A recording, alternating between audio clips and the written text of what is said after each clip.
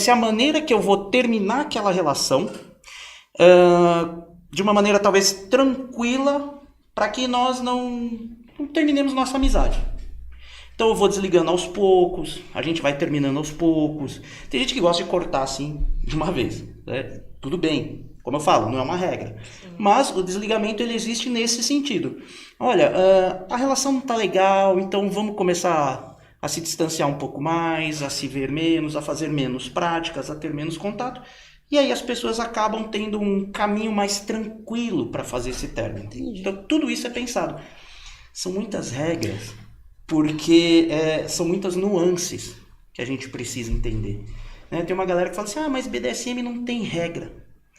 Se o BDSM não tiver regras, ele perde o sentido de existir, porque ele foi criado justamente para você ter uma linha de segurança entre os sadomasoquistas que existiam lá na década de 70, né?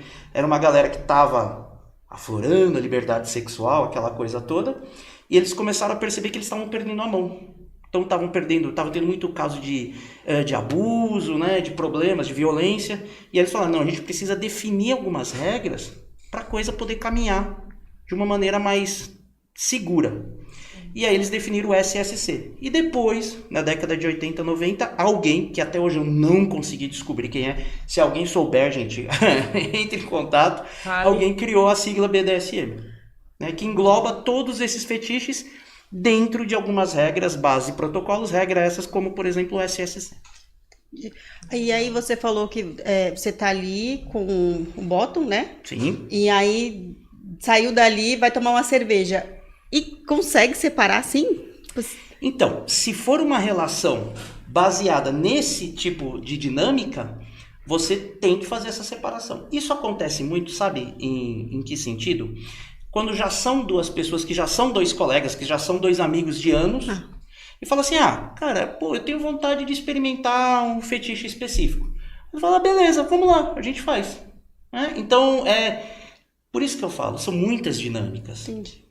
Né? Então, nesse caso, por exemplo, seria um... Até porque o BDSM não se conclui no ato sexual todos, né? Assim, Isso. Tem gente que faz, tal, mas a maioria não é sobre isso. É sobre exatamente fazer essa fantasia, esses fetiches, né? Isso. Sobre Fazer a cena, né? Fazer a cena e satisfazer ali, o... né? Perfeito.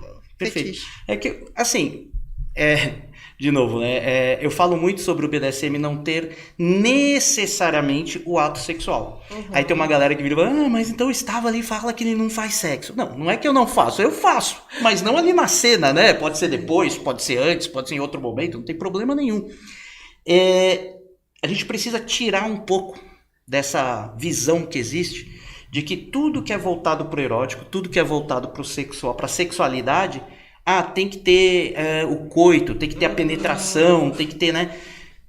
E, infelizmente, muita gente com essa moda de BDSM que existe hoje, usa, né, do conceito para dizer, sou praticante de BDSM. Aí o cara fala, sou praticante de BDSM, marca lá com outra pessoa, vai, amarra a pessoa, faz sexo, solta e fala, fizemos BDSM. Né? Praticamos BDSM. Não, você não praticou BDSM. Você realizou um fetiche. Para esse fetiche se tornar BDSM, tem todo um contexto, tem toda uma ideia, tem toda uma vivência, tem toda uma série de regras para torná-lo BDSM.